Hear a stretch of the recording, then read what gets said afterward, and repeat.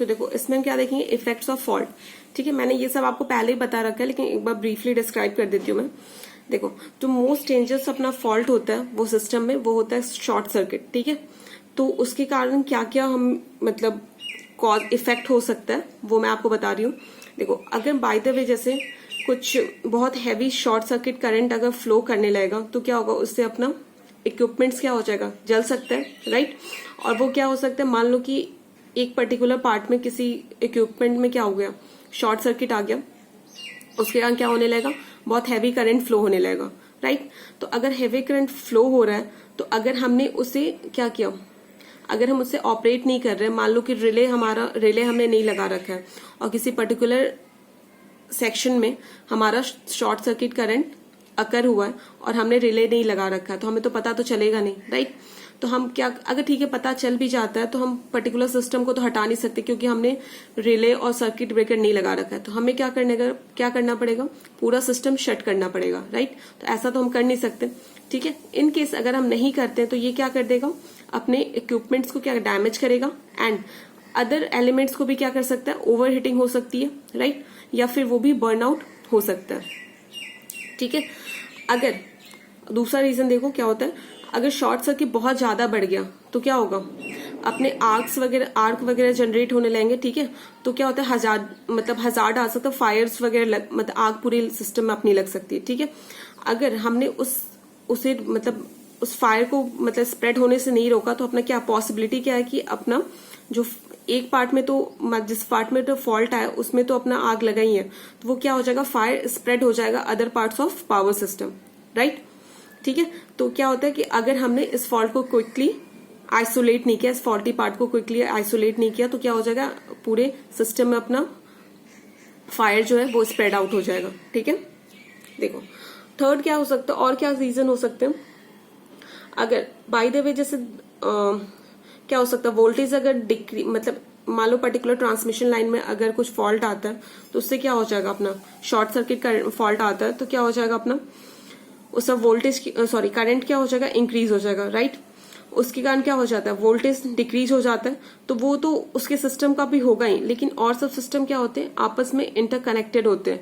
मान लो कि यहाँ पे तो ये फॉल्ट इसमें आ गया, तो इसका जो लोड होगा फिर दूसरे सिस्टम पे जा सकता है, तो क्या हो जाएगा, वहां का भी वोल्टेज क्या हो सकता है, हेल्दियर पार्ट का भी जो वोल्टेज क्या हो सकता है वो क्या होगा, वो हो सकता है, कम हो सकता है, राइट।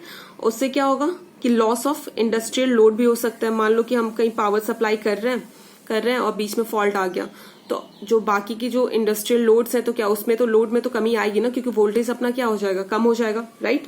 तो इससे ये भी इसका इफेक्ट पड़ सकता है अपने क्या कहते हैं फॉल्ट्स का। ठीक है, अगर शॉर्ट सर्किट होता है तो क्या होता है, अनबैलेंसिंग हो जाता है अपने सप्लाई वोल्टेज और करंट में। ठीक है, तो उसके कारण क्या हो सकता है, हीटिंग हो सकती है, मशीन जो होता है ना वो अपना हीटअप हो सकता है। ठीक है, और देखो और इसके बहुत सारे कॉजेज हो सकते हैं।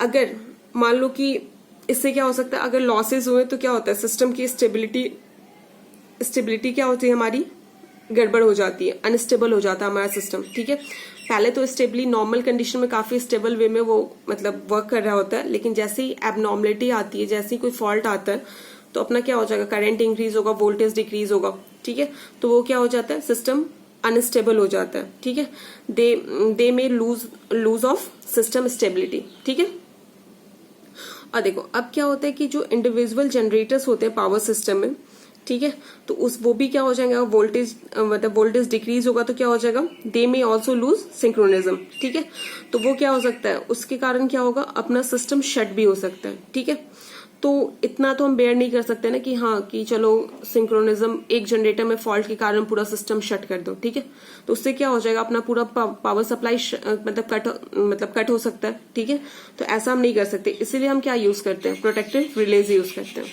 ओके, अगर फॉल्ट के कारण क्या हुआ, अगर फॉल्ट के कारण हमारा अगर फॉल्ट आ गया तो इससे क्या हो सकता है कि may cause interruption of power supply to consumer.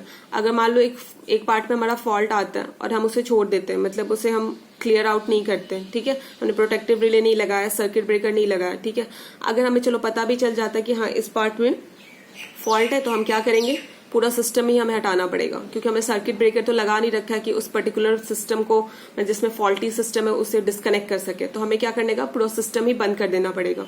तो उससे क्या हो जाएगा, अपना सप्लाई जो होगा, जो कंज्यूमर को हम सप्लाई कर रहे हैं, वो क्या हो जाएगा, इंटरप्ट हो जाएगा। ठीक है, तो इससे क्या हो सकता है, causing the loss of revenue, अपना रेवेन्यू भी क्या हो जाएगा, कम हो सकता है। ठीक है, तो इसके लिए हमें क्या चाहिए, high grade, high speed, reliable protective system चाहिए। ठीक है, जो कि with in a fraction of second उस फॉल्ट को, उस एबनॉर्मलिटीज को, अदर जो एबनॉर्मलिटीज है, सिर्फ शॉर्ट सर्किट करंट ही नहीं, और भी जो होते हैं, ओवर स्पीडिंग होता है, ओवर हिटिंग होता है, ये सब, वो सबको क्या करे, वो सेंस कर सके और with in a fraction of second उस फॉल्ट को क्लियर कर सके।